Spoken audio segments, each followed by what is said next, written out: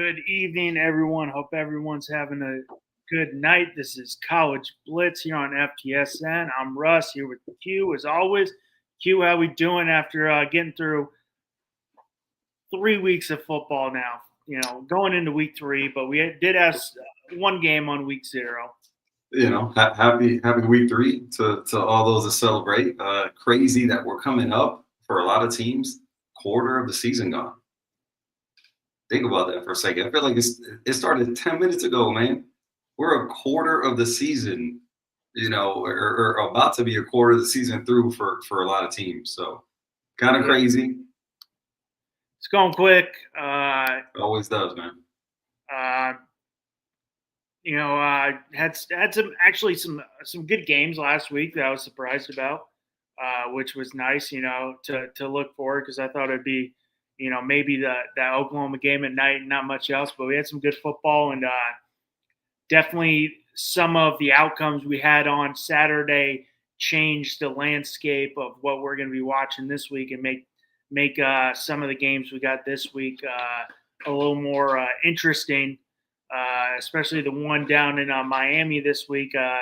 Like I was telling you, I'm sure I've looked at USF tickets, like going to Tampa, and they're always like $40, and you get a really good seat. And I'm sure Miami probably wasn't selling those tickets for much. And now, after USF beats 2 top 25 teams, beats Florida and Gainesville, it's top 25 matchup, and that looks much better on the resume. Going in, like I was like last year, the problem with Miami, let alone the defense, you saw Miami 10-3 last year, but they didn't beat any top 25 opponents. Now you can, if you end up beating USF, you can have 2 on your resume before you even get into ACC play. Yeah, man, 100%. I think if you're looking at the schedule for Miami before the season started, I'll be honest with you, I think a lot of people were they were underestimating the schedule a little bit. Like, I get that maybe,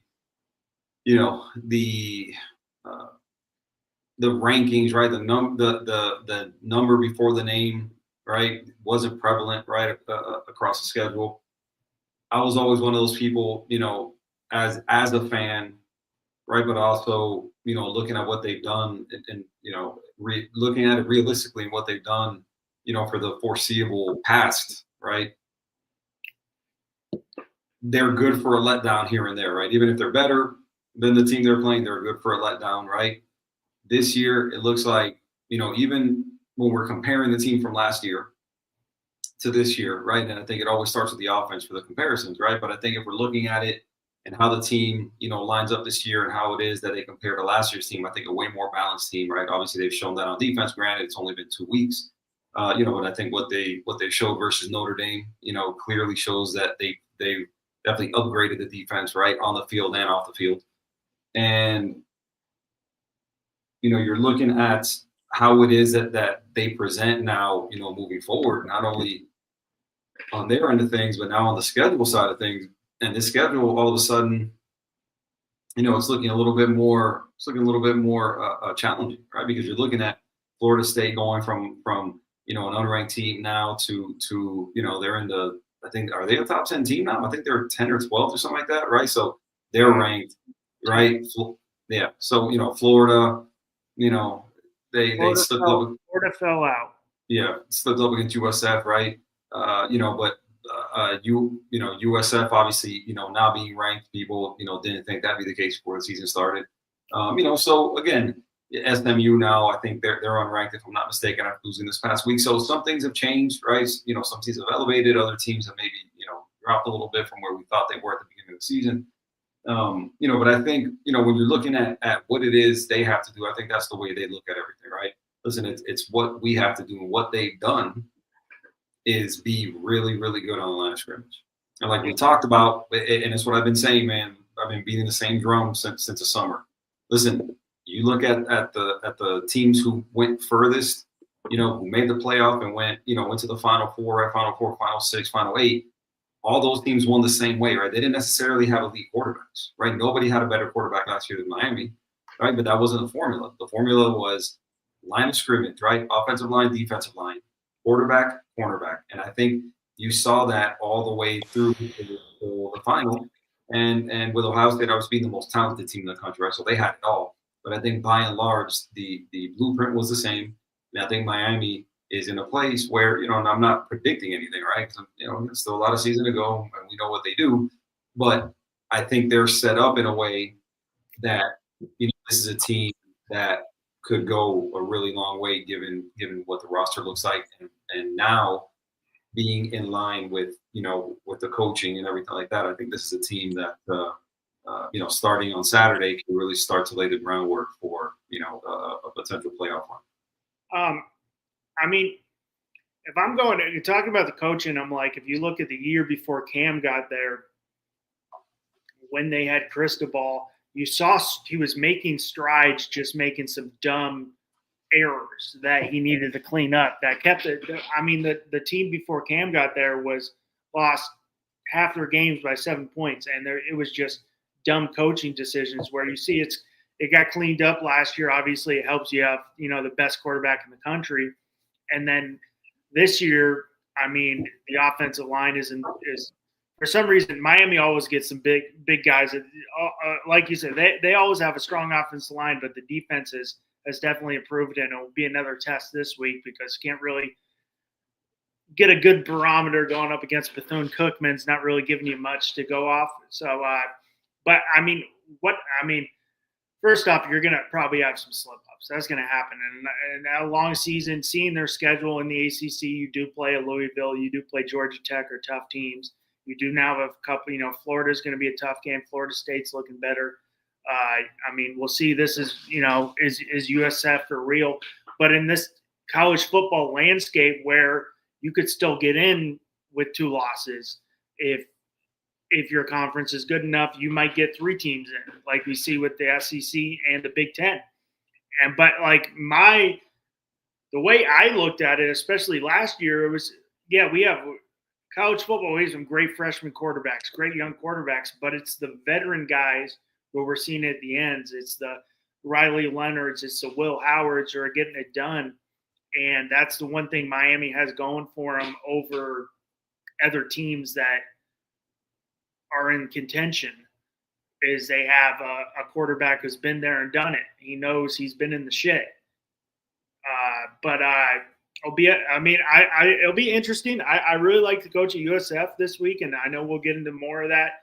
I really like what they're doing over there and building something, but it'll be a real test for USF when they play Miami. But I mean, we did have, besides the USF game, which I know we'll talk about leading into the Miami game this weekend, we did have a couple good games on the slate that were interesting. When Baylor beat SMU in overtime, which was that's a big win for Baylor because Baylor's been down for a while. Iowa State won the beat Iowa. The old Cy-Hawk Bowl, right? Cy-Hawk game. Bowl, last second field goal. Oh. I mean, not the most explosive game for Rocco Beck, 134, a touchdown. But I mean, that's a big win for them in a wide open Big 12. Yeah, man. We talked about that Big 12, man, and what that was going to look like. I mean, I feel like I think I had Utah, Arizona State. I think in the final, if I'm not mistaken. And Mississippi State beat Arizona State. Mississippi State beat Arizona State, right? They got hit with the cowbells. Yeah, that's it's always one of those interesting places to go play. Man, if you're watching it on TV, man, you're hearing those cowbells. I wouldn't mind taking I've never been to Mississippi, but wouldn't mind taking a little trip over to Stark Vegas, and watch a game and see what that's what that sounds like, because it sounds annoying as hell on TV, right? Especially if you're not a fan, like that sounds, just like it just be, the whole time you just have to be sitting there like, and I mean, it's at night with those cowbells. So that might be a cool place to watch a game. But yeah, man, they not a game I expect Arizona State to drop. I mean, they're playing the SEC, granted, but definitely not the power in the SEC when you're talking Mississippi State. But man, that's what happens. Look, man, you go on the road, and not necessarily the most imposing place to play, right? But nonetheless, man, you can't can't take anybody lightly. And Mississippi State, I don't know what the spread was in that game, excuse me, but I definitely don't think Mississippi State was favored to win that game. I think it might have been like 17 and a half in favor of Arizona State. Yeah. So there you go, right? I mean, there's no way that anybody, outside of Starkville was picking Mississippi State to win that game, right? They just didn't take care of business, man. That's a big loss. I mean, granted, an SEC team, but like I said, not the power of the SEC. An unranked team, that's definitely going to hurt the resume coming into the season. Definitely, and we had Oklahoma, Michigan. That was the final for that. Yeah, I don't remember exactly the final of that one, man. It wasn't that great a game, man. No, it wasn't. Mike, I mean, we've seen Oklahoma. I mean, Oklahoma being so great with Bob Stoops, and then once Stoops retired, you had Lincoln Riley, and it kind of went downhill there. And they had that terrible year last year. After we see Oklahoma pretty much, cruise to a victory over Michigan, yes, with a freshman quarterback, but I mean, John Mateer goes for 270, a touchdown. You got Deion Burks with 7 receptions for 101 and a touchdown. Is Oklahoma back now? Bro, Oklahoma is interesting, especially after the season they had last year, right? I think people were giving them the benefit of the doubt. It's Oklahoma, right? So they tend to they tend to give them the benefit of the doubt. Like I said, they're are we calling them a blue blood? I guess again, traditionally always been a power, and I think this year, man, there was some doubt with Brett Venables, man. After last year, the offense was terrible, right? I mean, they were awful. Last year, also they had a lot of injuries, which I get, especially at receiver. They had, like their top 4 or 5 receivers, I think, were at one point. But I think you bring in John Mateer, you bring in his OC, right, Ben Arbuckle from Washington State. You bring in Jaden Ott, who was one of the best running backs. Didn't have a great year last year because of injuries, right? But still one of the most talented backs in the country. And immediately, you upgrade on offense, right? And so, Mateer has been, to this point, as good as advertised. Obviously, at the very top of the list in terms of, Heisman odds and everything, man. He's earning the attention for sure, right? So I don't know if they're back, man. To be honest with you, I think in the SEC, you really have to, wait and see what the schedule looks like for them and how they navigate that. They're ranked 13th in the country, which is probably about, I guess, where they should be. And they got Temple, at Temple this Saturday, so shouldn't be too difficult to gain. And so they're favored by 23 and a half. And so I don't know that they're proved much this week, right? But again, I think once the SEC schedule starts for them, they didn't have a great first year in the SEC, so. We'll see what that looks like for them. After Temple, I'd have to look at their schedule to see what that looks like. But I don't think we're going to learn a whole bunch from them this week, right? I don't know. Like I said, saying they're back, I think is premature. But they definitely look like a team, that is going to score points. Obviously, way, improved from last year. And man, look, when you have a guy like John Mateer, a quarterback, you got a chance, man. They play good defense. They're good at quarterback. They can run the ball, and so again, man. Guys got some zip on the football. No, yeah, he can throw it, man. He can sling it. He can run it. He doesn't really break some ankles. He doesn't put too much air on the football, but like zip. Yeah, no, he can sling it. And listen, man, the kid's got wheels, man. Yeah, the kid's got wheels. I mean, he was juking some dudes out of their underwear against Michigan the other day. So. Again, man, the kid's legit. The kid's legit. So Oregon beat Oklahoma State 69-3. Do you think this is the end, the beginning of the end for Mike Gundy there and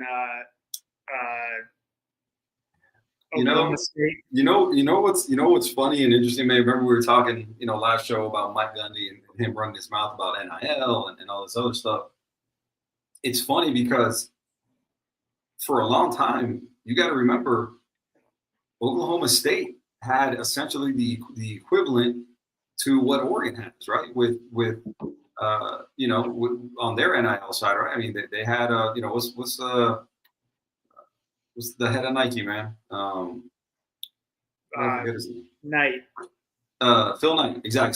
So before Phil Knight, right, there was T. Boone Pickens, right? For those people who follow college football, T. Boone Pickens, I want to say he's an Oklahoma State alum, right? And obviously T. Boone Pickens Stadium, they play in the whole deal. That guy has contributed millions and millions and millions of dollars, right? Not necessarily the players, but to facilities and to practice facilities and to all this stuff with Oklahoma State. And for a long time, they benefited from that, right? And now the tables have turned, right? Where they're not necessarily in the same NIL space as teams like Oregon and other teams. And now Mike Gundy doesn't like it. He was shooting his mouth off, and Dan Lanning responded, in a press conference, and then Oregon responded on the field because they beat the brakes off Oklahoma State, and I figured that was going to be big. I figured that was going to be a big score, and it was. And afterwards, Dan Lanning said as much, man. He brought it up. He's like, listen, we're always motivated, but you just added even more fuel to the fire, right? Saying what you were saying, So to me, man, I think if you're Mike Gundy, I think you should just be quiet, man. Just be quiet. Hasn't been too good there up in. No, yeah, man. Just listen. Stop counting. Stop pocket watching. Man. Stop counting other people's money. Try and fundraise and do all that, and but again, man, for a long time you were reaping the benefits of a huge donor, and so you weren't complaining then, stop complaining now, that's the way I look at it, so but yeah, I expected that score to be big. I expected just an absolute beatdown, and that's what happened, so I think Mike Gundy, I don't know, man, again, I'd have to look at, obviously he hasn't been good the last few years. Overall, when he was usually good for 9 or 10 wins a season, they'd make a Fiesta Bowl or Cotton Bowl, whatever. They'd always be in a good bowl, But times have changed, obviously, in the NIL era, and I just don't know. I don't know how attractive Oklahoma State is, I guess, as a job, to be totally honest with you.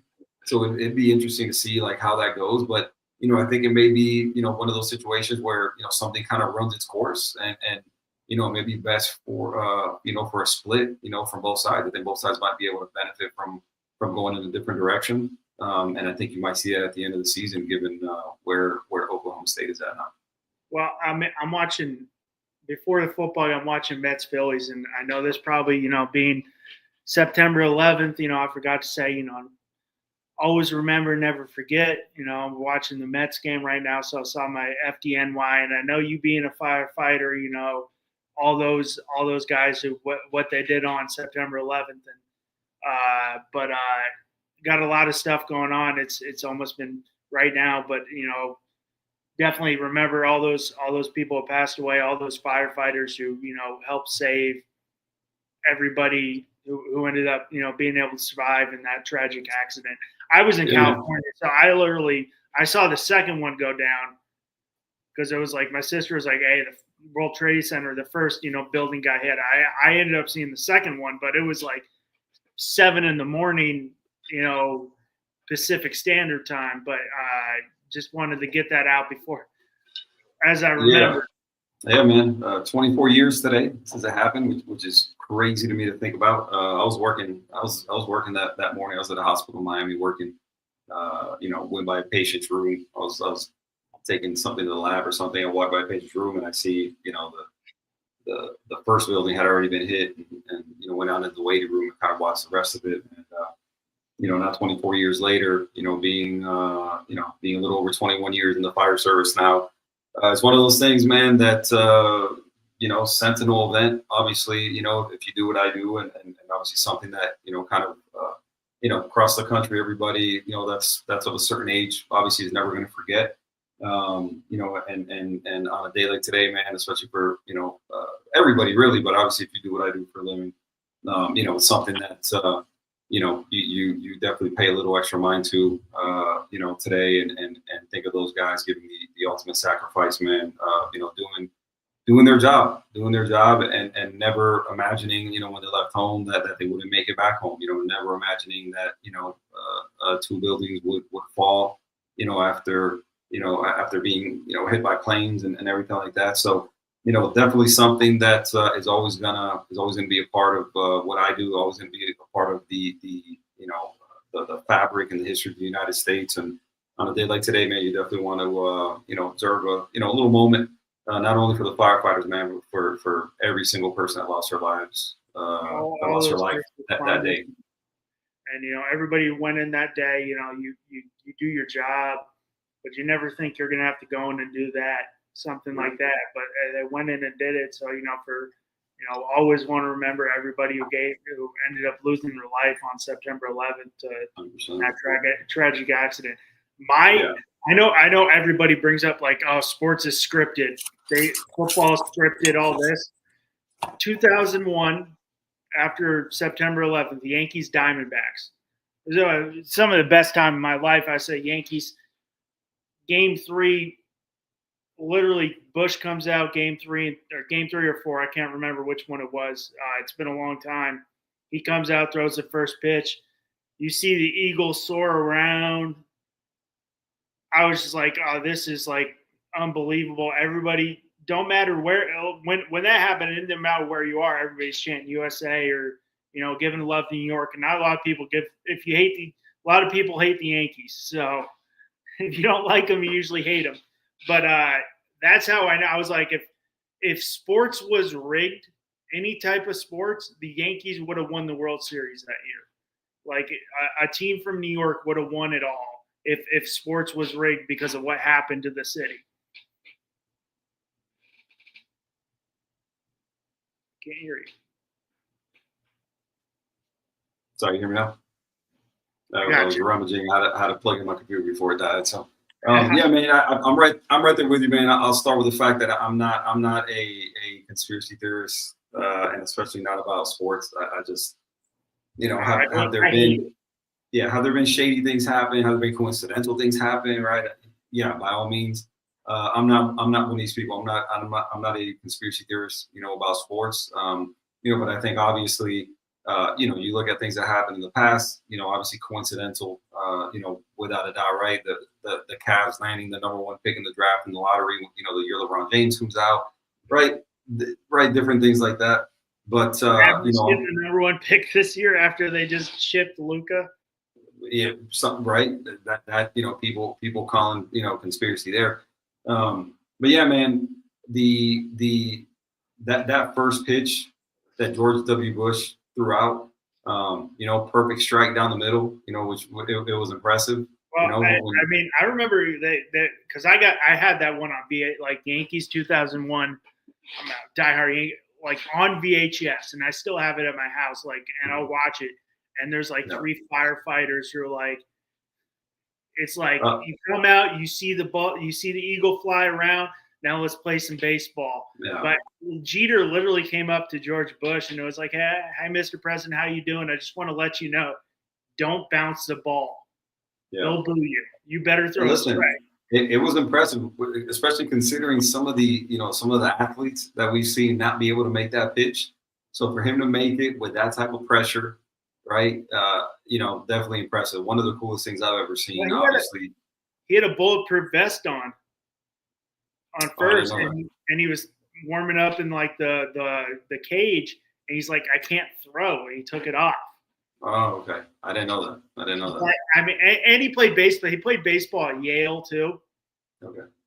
So that definitely helps. But I mean, we've seen some pretty bad first pitches. Yeah, especially from people who are athletes, which has always kind of surprised me, because I don't feel like I get maybe some of the pressure and the whole deal, but again, man, at the end of the day, you're throwing a ball. You know what I mean? So I've some of these people that I've seen, football players, basketball players, 50 Cent had one of the worst, first pitches in the history of first pitches, man. That thing was terrible. It's like, bro, you're like a gangster rapper where you can't throw a baseball, that thing went, So the best one is after the Bruins won the Stanley Cup, they had one of their players throwing it, and he missed so bad he hit the cameraman in the nuts. I remember that.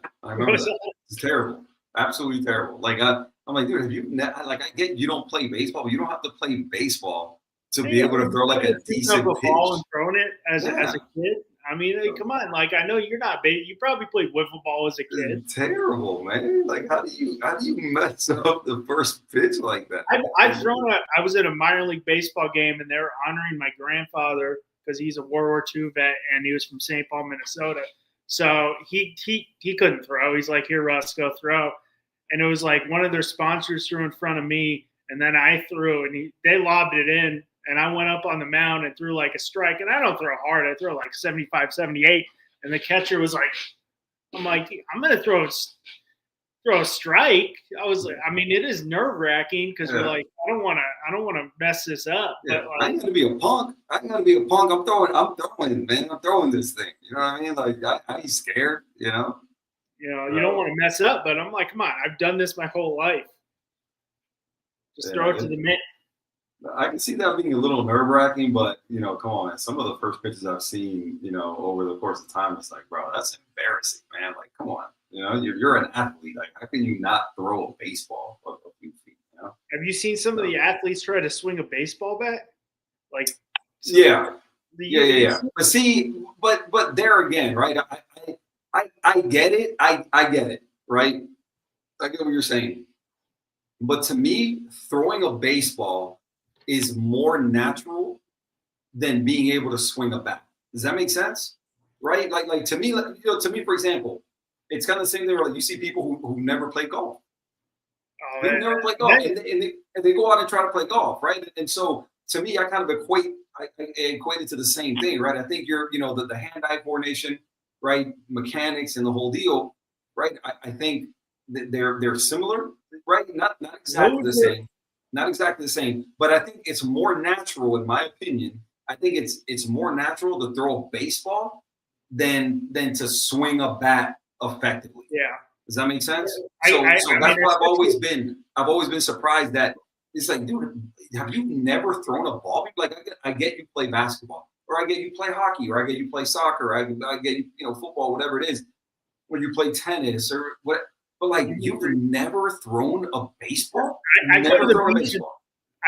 go to the beach and throw a tennis ball around. You've never done that? Yeah, that's what I mean. Yeah. But, baseball and golf are two of the most. If you don't play baseball or golf, it was like, oh, it's slow, it's easy. I'm like, go out and try to play baseball. It's tough. Go out and try to play golf. Is the hardest thing I've ever done in my life, because you'll come out and I have a really good round the next time. Next time you can't. Next round out, you can't hit the ball off the freaking ground. But everybody's like, oh, it's easy, it's slow. I'm like, okay, go. It is like two of the biggest reality. I'm an athlete. I'm like, no, you're going to have a real reality check if you go and try and never play. And then people, my buddy got good, but he put a lot of money into it and spent a lot of time. And he was a football player and he got into golf. He's a pretty good golfer, but he went out to the range and was like killing the ball. And then he's like, I'm going to be good 6 times at the range. And then went out to play around. And he's like, dude, it's not the same thing. I'm like, the range is nothing like going out and playing. It's like not the same thing. Golf is a cruel mistress. One time she'll be nice to you. The next time she'll rake you over the coals. But, we got to – going back into football, we got a little sidetracked there. That's why we're here to talk football. Got some good games this week. Obviously, a couple big ones with Georgia, Tennessee.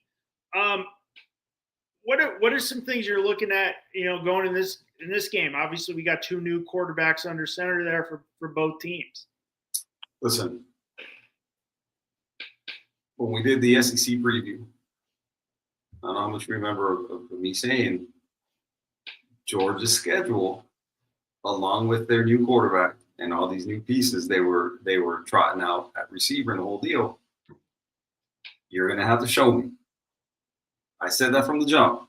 I said I was on record as saying, for all the people that were all the Carson Beck haters and the whole deal, Carson Beck this, Carson Beck that, we can't wait for Gunner to play. All right. And I said, and I think somebody in the comments was like, what makes you think, they're going to go to Tennessee? They want their record, and Knoxville is this and that, and that's fine. But that wasn't the conversation, nor am I making an argument against that. What I have said and what I continue to say is when you're looking at Gunnar Stockton, I said from the jump, he will not be an upgrade over Carson Beck. 1.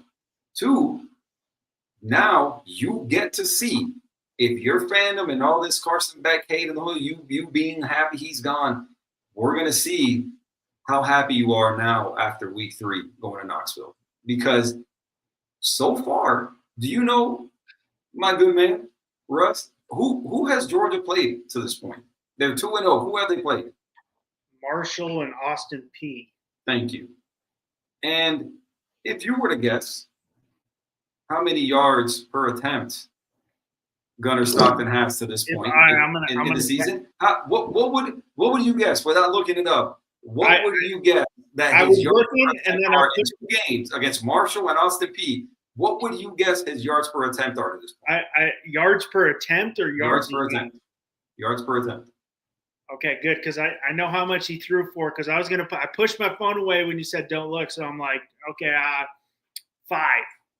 Wow, you hit it on the head. He's averaging 5. I didn't look on that. That was good.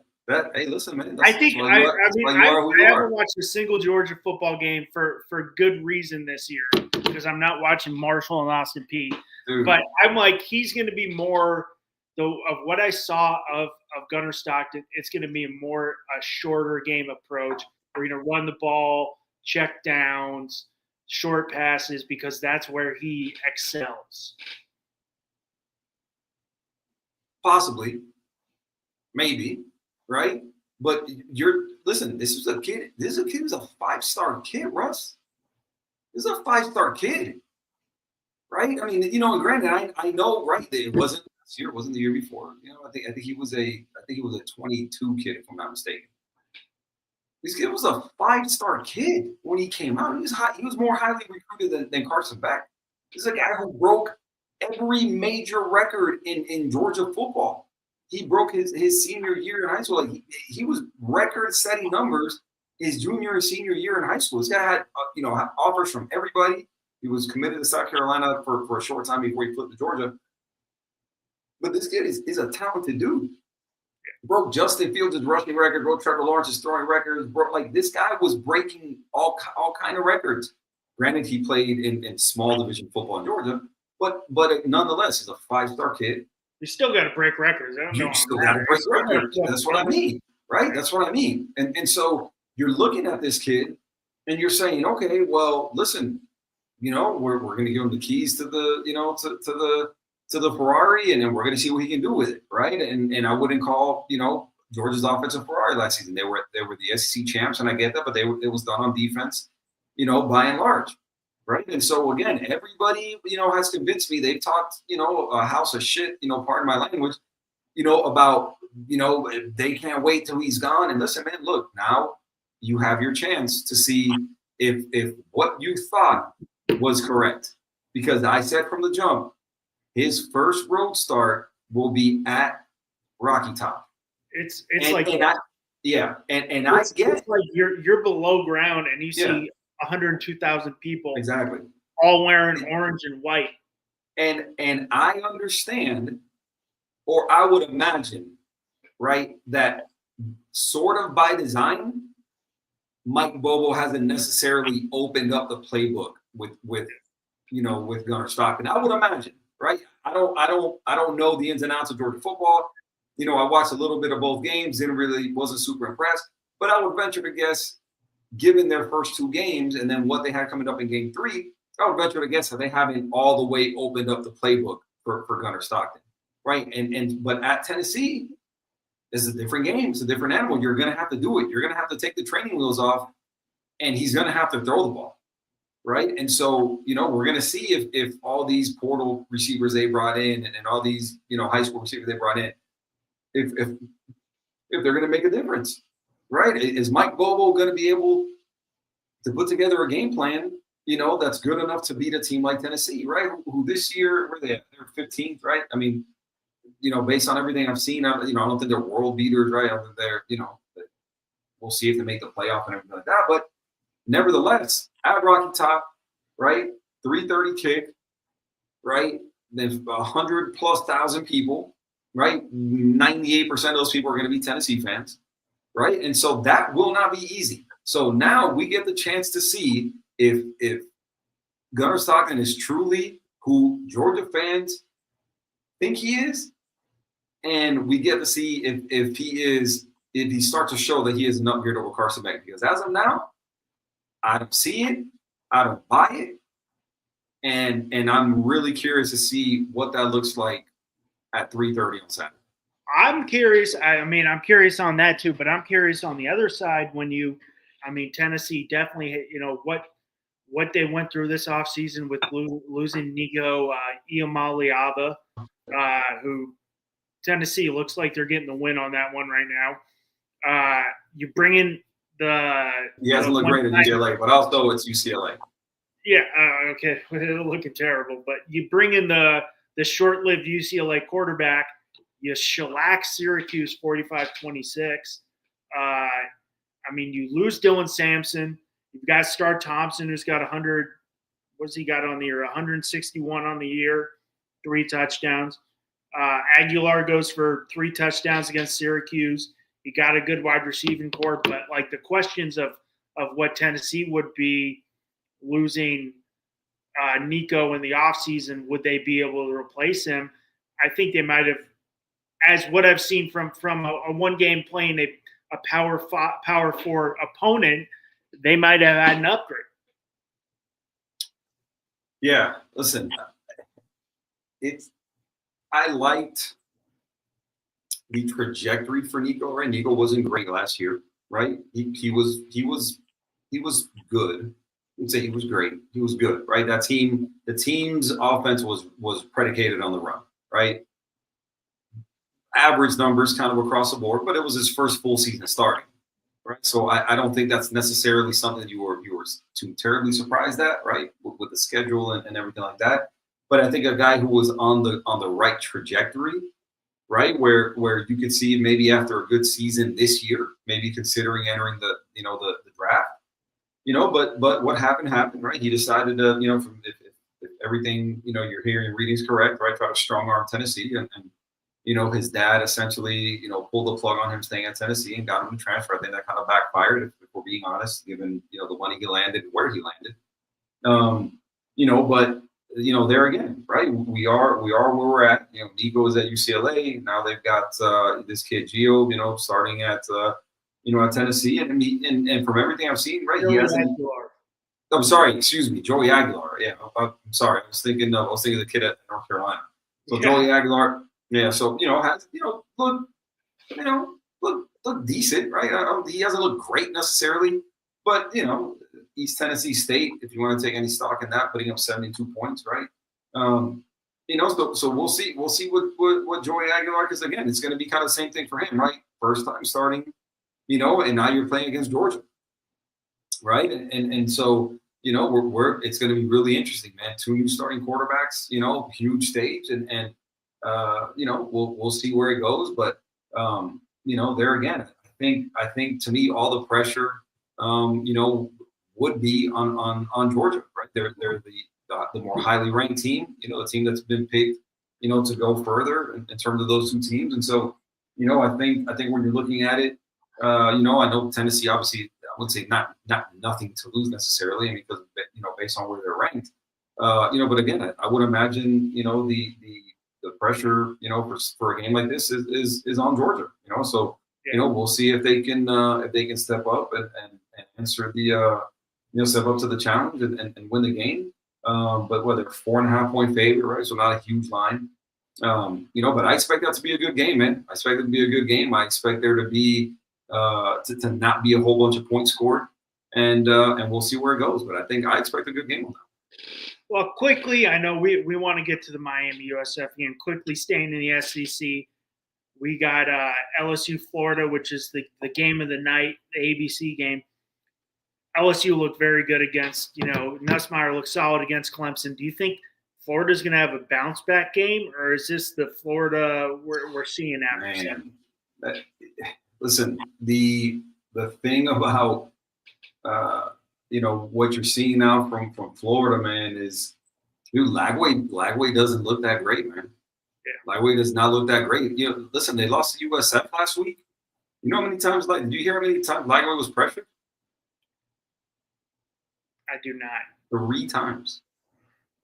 Yeah, 3 times Lagway was pressured. Right, so you don't think there's questions in his first game. Lagway wasn't looking that great. Yeah. So the questions are there. But exactly. But now you're looking at it, and you're going, listen, you couldn't complete passes, and you were only pressured 3 times. What do you think LSU's going to do to you? What do you think LSU's going to do to you? Blake Baker at DC, that front seven with what they've got. At D-line, at linebacker, now your receivers are going to be going up against way better DBs, in Death Valley versus LSU than they were against USF. And so, I just, man, listen, I'm torn, right? Because Florida plays Miami the next weekend. And so, I'm torn whether it's like, okay, do I want them to look good or decent? Obviously, I don't think they're going to win the game. What's the spread in that one? Let's see. The spread in that one is 7.5. I think LSU covers. I got LSU covering that game. Yeah, I think LSU covers that. And so I think in my opinion, this might be a Brian Kelly year. I think LSU might have a leg up in a wide open SEC. Yeah, I don't think that's a stretch. I don't think that's a stretch. Where's the power? Where's the power in the SEC right now? We'll see what Georgia does on Saturday, I don't think there's any team in the SEC that LSU can't beat. Alabama's not Alabama. We'll see what they do. They looked good last week. Right. The old East, right? If you're looking at the old East, Florida, Florida not looking that great, right? Let's see what Georgia does on Saturday. South Carolina, looks pretty good. And then, who else? Ole Miss. I don't know if that's a dark horse really, but I really think South Carolina could make some noise. With North Sellers. With Sellers looks good. They got a very good defense. That defense is good, man. One of the best DMs in the country. Yeah, that was a team that was right there last year. A couple very close games could have changed everything. That losing by 3 points, losing to LSU. You can definitely make the case that they should have been in the playoff last year for sure. The way they ended the season, they were the hottest team going into the end of the season. If you want to say it, they were the hottest team, but 100%. 100%. We're gonna So we'll see. We'll see. I'm with you. I see LSU covering. I see a nice 10 to 14 point victory. Honestly, I don't think Florida can hang with LSU. Yeah, man. Look, the thing about Florida, or a team like Florida, I should say, is anytime you have the talent that they do, I don't think you can sleep on them, right? Because again, a couple things kind of fall your way. You get maybe a special teams play, right? Like those margin type plays, right? The special teams and the turnovers and that kind of thing, right? And those, you get a couple of those things maybe, bounce your way and you're in the game, in the fourth quarter and with a playmaker like Lagway, right? The guy's talented, right? Now, whether he's playing to his ability right now, obviously could be debated. I would say he's not. I would say that has to do maybe with his coaching. He wasn't super healthy coming into the season, right? He had like a calf, strain type thing where I think it's limited him. But that team is talented. When you're looking at Florida, dude, they're really good at receiver. They have some really good running backs. The O-line is good, right? On defense, you've got a bunch of dudes on the D-line who are highly rated. You got some good DBs. And so I think that's a team that you can't really sleep on given the talent, right? You can debate, whether the coaching is up to par or not. I think most people would say no. But again, when the team is that talented, you can't just dismiss them and say, they have no chance. They've got a chance because Florida's super talented. But the way they're playing right now and the way Lagway is playing, I just don't think it's close against LSU. I'm with you. Well, right there we got Texas A&M going to South Bend to play Notre Dame, former GC Mike Elko. 7:30 on NBC. That should be a great game to watch too, because that was a great game last year too at Kyle Field, which is a stadium that's on my bucket list too. I know that not a lot of people want to go to College Stadium. Kyle Field's next level too. Yeah, I definitely would like to. I definitely would like to get there to watch a game for sure. Not much else in College Station, but I'll definitely skip the what does they do, like the yell and all that, prior to. That thing's cringy. It's culty, if we're being honest. Like no disrespect. Yeah, the Friday little night cringy, yell, stuff like that. It's a little cringy. They're doing the and all the it's weird. It's weird. I'm sorry if there's any Texas A&M fans watching. Let me know. It's weird. It's culty. It's odd. Like what those dudes do. I'm sorry. I can't get with it. I'm sorry. All of it is weird. The overalls are weird. The chants are weird. It's all weird. But it's a tough place to play. It's a tough place to play. Notre Dame went there last year and won that one, right? In a really good game. And I think this is another game that now with the home and home, now them going to South Bend, man. Listen. I think this is gonna be a good game, man. I think this is gonna be a good game right here. What is it at right now? 6.5 Notre Dame. For Notre Dame. I could see them cover. I think Notre Dame can win this game, but a cover is not definitely out of the question. Yeah, listen. I think you're gonna have to see CJ Carr take another step. I think you're gonna have to. I think they're gonna have to open up the playbook a little bit, right? Because they have the training wheels on versus Miami. With it being his first start, with it being, the pressure that the front four put on for Miami. Notre Dame, I didn't see it. I need more Jeremiah Greathouse. Well, yeah. So Jaden Greathouse, right? Jeremiah Love, and Jaden Greathouse, right? Okay, I should have just went with Greathouse. Yeah. But you didn't see him at all in that Miami game. Not versus He was Miami. the guy who came in as your wide receiver one, and he did not have any part of that game. I need to see him more involved in the game, and obviously you got to see if Love and Price can have a better running game. But I mean, Mike Elko, he does a great job coaching from what he did, as a DC to what he did at Duke, and he puts a great defensive game plan together everywhere he is. So that should be a very, very good ball game. But going to our surprising game of the week that turned into a top 25 game with USF traveling to Hard Rock this week. Hey, real quick before we move on to that game, low key in the ACC. Oh, I know Clemson where you're going to Georgia Tech. That should be. Let me tell you something. Listen, I understand Clemson is a more talented team. I understand, right? They're ranked 12th. Georgia Tech is unranked. Totally get it. I am telling you right now, if Clemson, this is a 12 o'clock kick. If Clemson comes into this game the way they started off against Troy, they will lose the game. 100%. I am telling you right now. Listen, the spread is 3.5, and Clemson is the 12th ranked team in the country. Georgia Tech is unranked. I am telling you, I'm this close. I'm this close to putting money on Georgia Tech winning that game.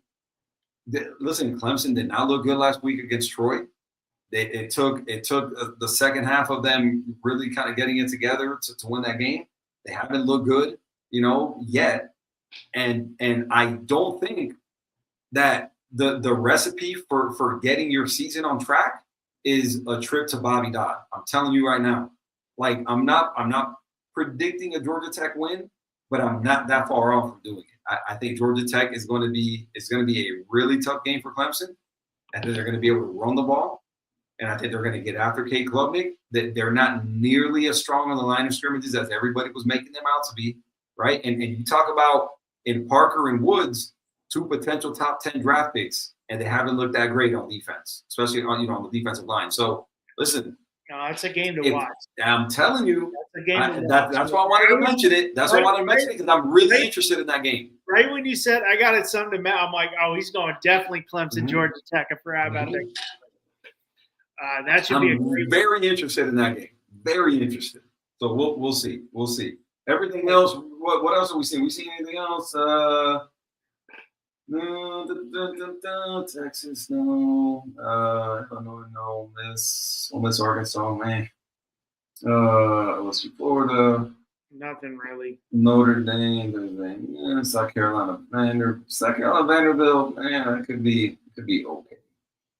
South Carolina only favored by 3.5 now, which is interesting. And then everything else, man. I mean, everything else we're looking at, right? Tonight's game, it's already going on. NC State, Wake Forest. I'll be tuning into the football game soon.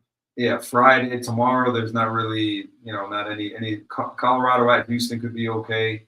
Everything else is nothing super attractive. But yeah, man, there's some good games. There's some good games Saturday. Good game Saturday, but I mean, we got the upstart surprise in USF Bowls here, beating 2 top 25 ranked teams, going up against title hopeful University of Miami there. I would easy. Hey, easy. Easy. You expect Miami in there? Come on. I mean, easy. I'm not a Miami fan. I'm playing. I don't buy it. Listen, if my teams, if talking up teams could get you a title, listen, but Miami I'm looking at was it Byram Brown? Byram. Yeah. Brown. I mean, he's got 473 passing yards, 1 touchdown. Do you think he's looked good, but with that lack of touchdown passing success, do you think he can be successful and maybe getting that upset in Miami, only throwing 1 touchdown? Do you think he needs to air it out and have at least a 2 touchdown performance? Here's the thing, man.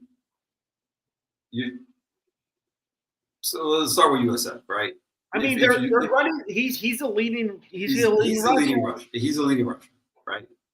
They beat Boise State. Fine, right? Kudos to them, right? They beat a ranked team. Cool. I wasn't super because I was like, Boise State. Yeah. They go to Florida. Right now, you have my attention. They win that game. The thing is, though, right? Yes, they won the game, but then when you're looking at how they won that game, right? 18-16, right? Kind of an ugly game. Lots of penalties on Florida. I think they had 12 penalties for like 125 yards or something like that. So a ton of penalties on Florida.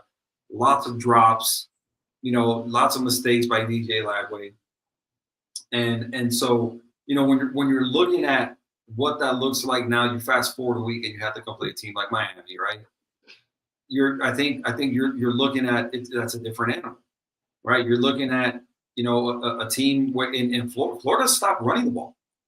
Florida literally just stopped running the ball, and they made Lagway just throw and throw and throw, right? And so Miami, like I know, that won't be the formula. Well, Miami's going to run the ball. Miami's going to run the ball and run the ball and run the ball and run the ball. And they will have the advantage on the line of scrimmage. So for USF's defense, they're going to face a totally different animal when you talk about the Miami offense and their offensive line and the running game. And then for Miami on defense, when you're looking at what USF did, right? I mean, Byron Brown essentially was the game plan, right? And so to me, the way Miami plays on the line of scrimmage, when you're looking at they're top 10, and granted, it's only been 2 weeks, but I think you're looking at you can forget about what they did against Bethune-Cookman, right? We get what Bethune-Cookman is, we get what they are. But when you look at what they did against a team like Notre Dame, especially on the line of scrimmage, and they dominated both lines of scrimmages, offensive line and defensive line, and you're looking at now going against a team like South Florida, where has Byron Brown gotten better as a thrower of the football? He has, right? But to me, I think they're very, very Byron Brown heavy.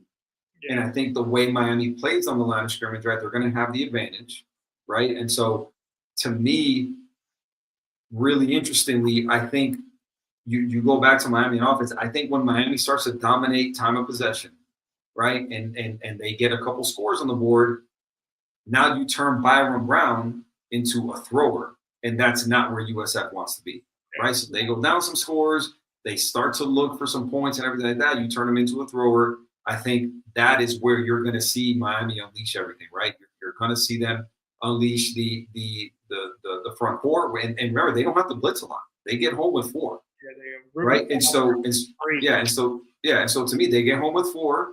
Right now, you have someone spying Byron Brown, right? You drop into a zone or whatever it is. You want to be, obviously you want to play zone against a guy like Byron Brown. You don't want to turn your back on him, play man with these receivers, because you turn your back, and that's when Byron Brown, gets in behind you, breaks off some long runs. So I think, to me, while I'm not sitting here saying, oh my God, I'm super confident that they're going to win by 35, I just think I don't.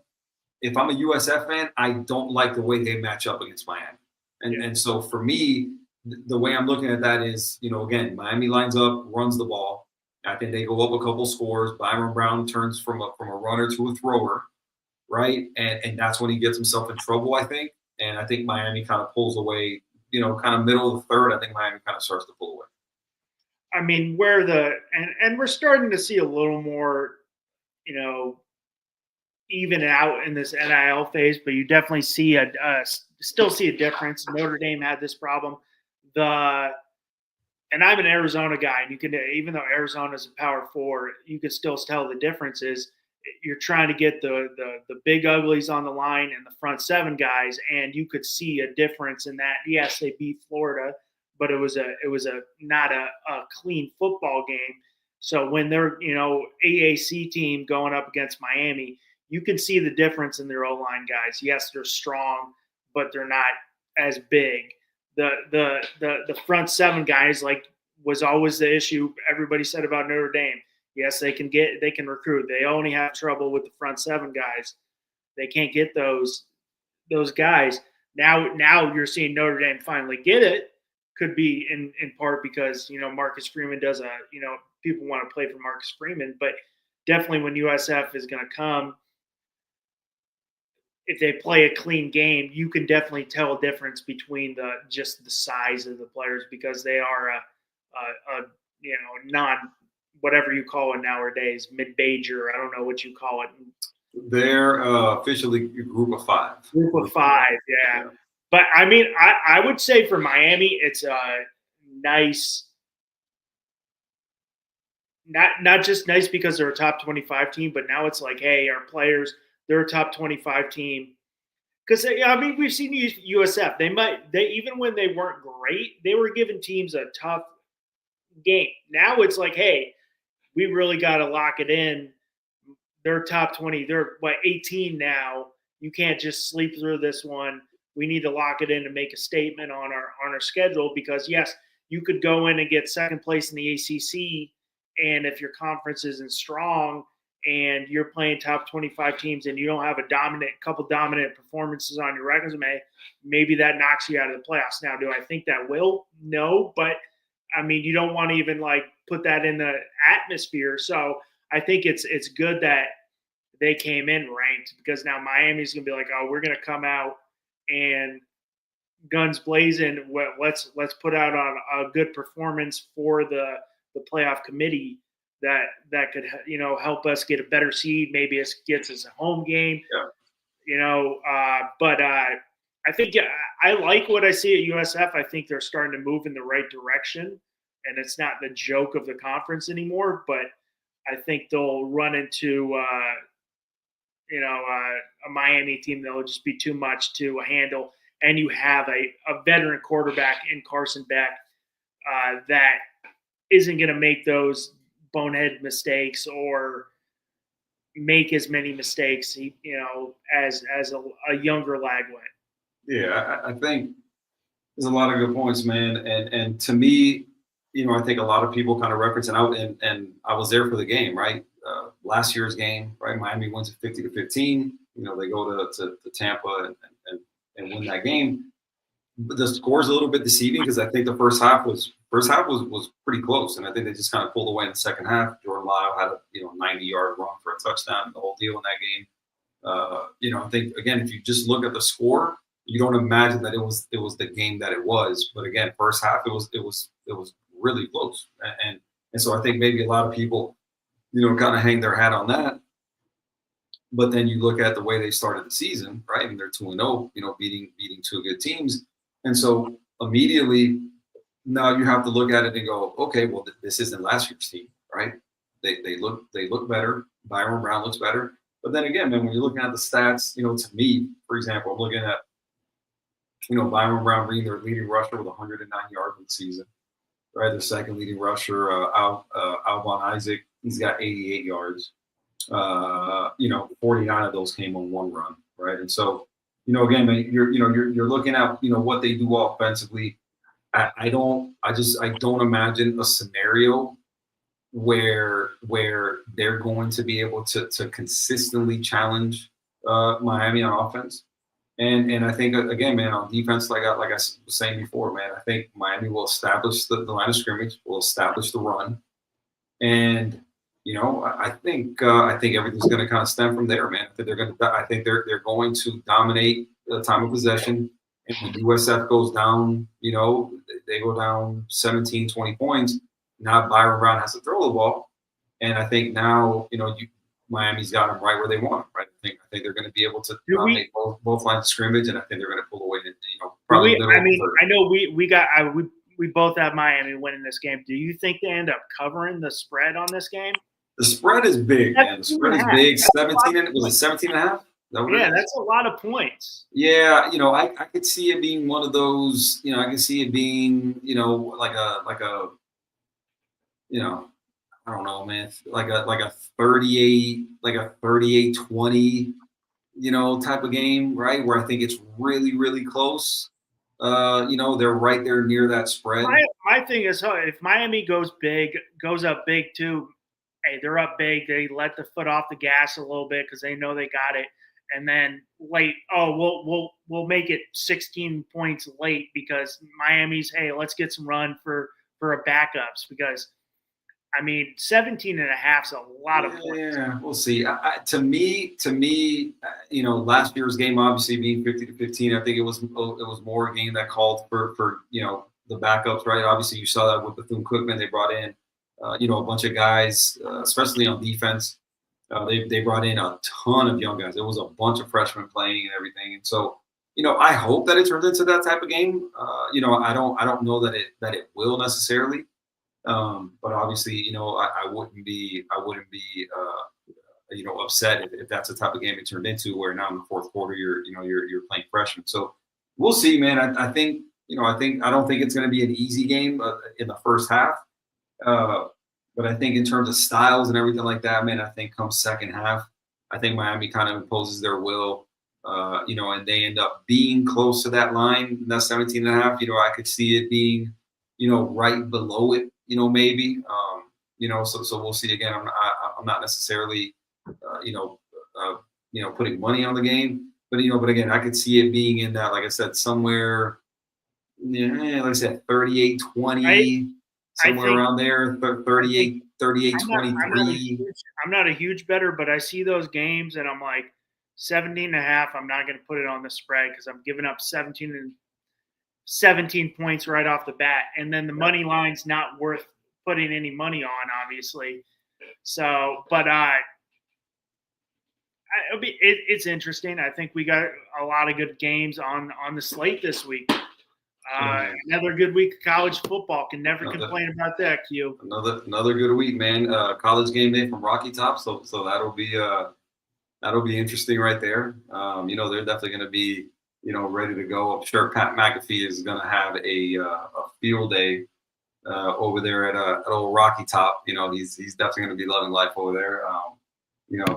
Again, he enjoys the crowd. He enjoys interaction and everything with the co-eds and everything like that. So we'll see, man. I'm looking forward to it. I think it's going to be a good day of football. Looking forward to taking it easy and watching a whole bunch of it, man. So we'll see. 100%. Same here. Yeah, man. So that's it, man. We'll see what happens, and we'll have plenty to talk about next week when we review week 3, man. We'll see. Again, lots of good football to be played, and I think we'll have plenty of material come next week, man. We'll see what these teams do. Oh yeah. You got anything else, man? I got nothing. Just ready for another week of college football. Let's do it, man. It's already on. I haven't seen. Football. We got football week all the way, starting today, all the way to Monday. Yeah. 100%. So let's go. Is there what's the score? 14-0. 14-0 Wake. Damn, really? 14-0 Wake? NC State, man. Come on, bro. All right, man. Well, look, that's all you got, man. And I think we're good, man. We'll go ahead and wrap it up here. So for my man Russ, I am your boy Q. Do us a huge favor and like and subscribe to the channel. We definitely appreciate it. And go on FTSN Extra on YouTube and check out all the great people putting out great content on both channels, man. And like and subscribe to all those too.